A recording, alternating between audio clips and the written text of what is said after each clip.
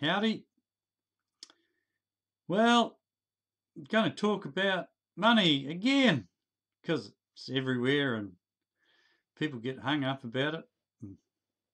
There's meant to be an abundance of it. Anyway, my thought for the day, the weekday wisdom is you can make money, you can support yourself and energize yourself through any aspect of being human. So there are people who make money out of clothes, people who make money out of teeth.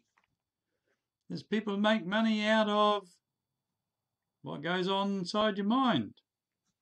There's people who make money out of sport. There are people who make money out of getting rid of your bodily waste, building houses. And because money is a function of people, and there's never been more people on the planet, there's never been more opportunity. Which seems crazy when most of the world is fretting about COVID-19 statistics. But it's a fact. Smart businesses, smart people realise that you make money out of what people need, what people want, any aspect of human life. So what's your magic?